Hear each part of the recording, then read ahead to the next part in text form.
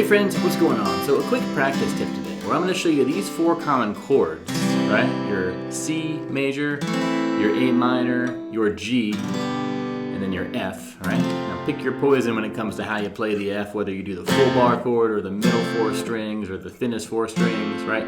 I'm going to show you some cool ways though, when you're playing these 4 chords, which often come together, I'm going to show you some cool ways to sort of spice them up in a way that sounds good, and it's using just a few tricks, each of which you can apply to any of the chords here. So it's a great, very economical way to add some spice to any song that's using these 4 chords. So first let's look at the chords and then I'll get into some of the tricks, right? So the C major, I'm going to assume you know that one. It's pretty standard, right? Same with the A minor, okay? Very similar, those 2 chords are. And the G, you know, I like to play it like this a lot of the time, where I basically have my index finger free, as opposed to this, which kind of limits you because you can't really do much up here. In other keys, this voicing has its place, but for this exercise, I recommend you play the G like this: ring finger, middle finger, and then pinky. Okay, on the 3rd, 2nd, and 3rd fret of the 6th, 5th, and 1st strings, right? And then your F. Instead of doing the 6-string bar chord F here, we're actually going to be doing any one of these, whether it's the middle 4 strings, right? Or maybe it's the F major 7, right? Or maybe you like that F add 9, right? Any of these are going to be sort of our wheelhouse for this, because we want to have some flexibility that having the full bar doesn't really give us, and I'm going to explain why in a second. So now that we know the 4 chords, let's talk about some ways you can spice them up in a consistent manner. The first is going to be basically putting your middle finger of your left hand on and off on all these chords. Now check this out. Basically on the C,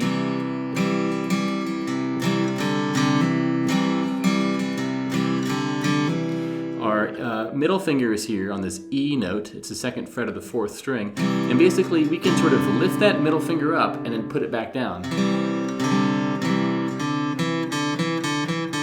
And we can do that while the rest of our fingers are staying in that C major position.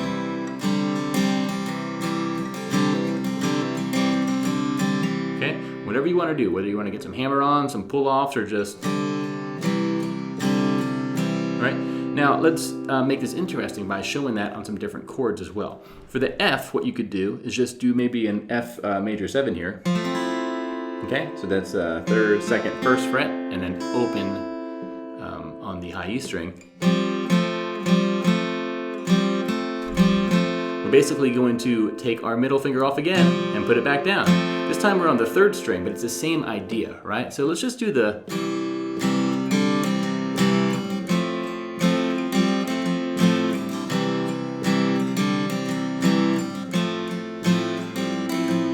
So I'm basically going from that C to the F major 7. My index finger is staying still the entire time, and all I'm doing is, on both chords, lifting up that middle finger, putting it down. And if you play the F by just doing the middle 4 strings, you can do the same thing. Okay? In this voicing, I'm actually not sort of making any sound with the thickest and thinnest strings, so I'm muting them, okay? But basically,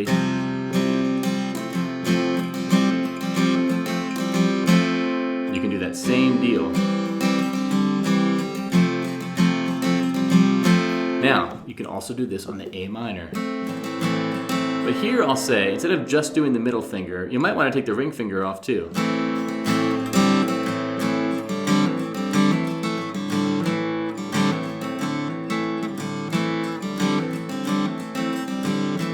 And you can combine that with the other chords, right?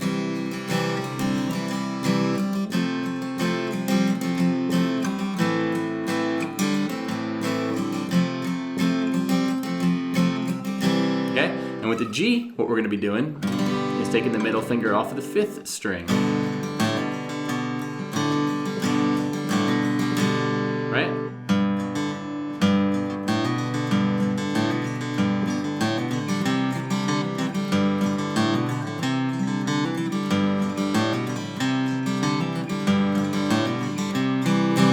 Okay, now that we have that one trick, we can just sort of jam through all the chords in whatever order you want, right?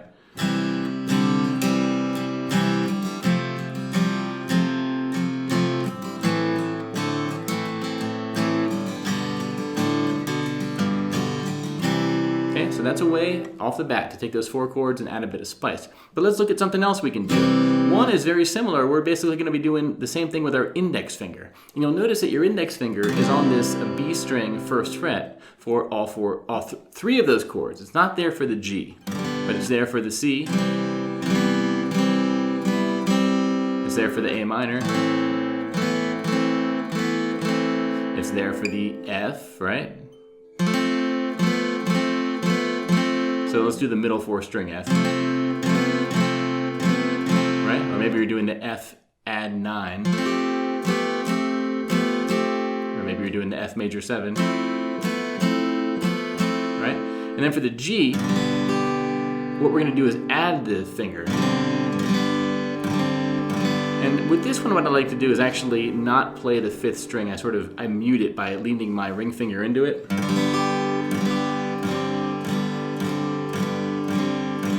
Right? And that avoids a dissonant sound by having a B note here and a C note here, right? It can kind of sound a little bit funky.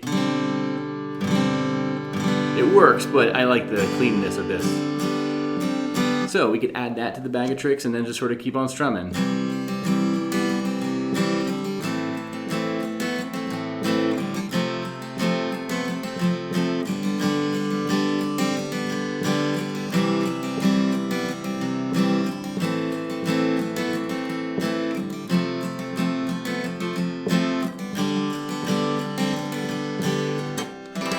Okay, and then the last one I'll show you here is this trick with your pinky finger on the 3rd fret of the high E string, right? This is a G note, and you can sort of play this on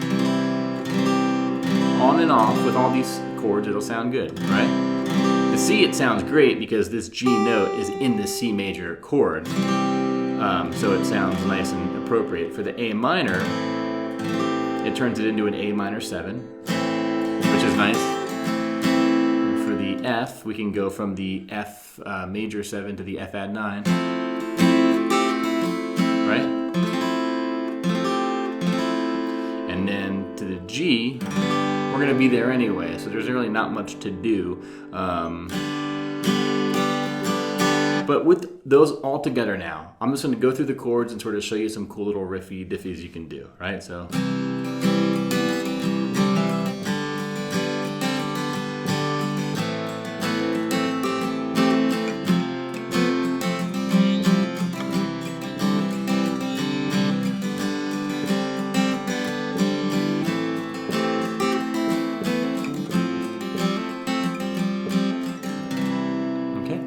So really, improvisation is your friend there. Just kind of pick a little exercise that feels good for you as far as whether it's the index finger, the pinky, or the middle finger. And just, pick 2 or 3 of the chords. You don't have to do all 4. Just sort of go through them, have some fun, experiment. That's, it's all in good fun when it comes to music. But that's going to be it for this lesson. Just a quick practice tip I really wanted to share with you guys. So if you appreciate this, you can check out my website, playsongnotes.com. You can find the notes and tabs that I use for some of this lesson, as well as all my other lessons. Thanks to all of you who support me on Patreon. I hope you are appreciating the nice PDFs I am making for each of these lessons. It's a great way to sort of follow outside of this video, I trust. But, thanks for watching. If this is your first time here, please subscribe and tell a friend if you like what you saw. And I have plenty more coming. So I'm going to head off now. Check out the rest of my channel if you like these sort of tips or if you want to learn some songs or whatever else. This has been David Potts. Have a great night, my friends. Bye-bye.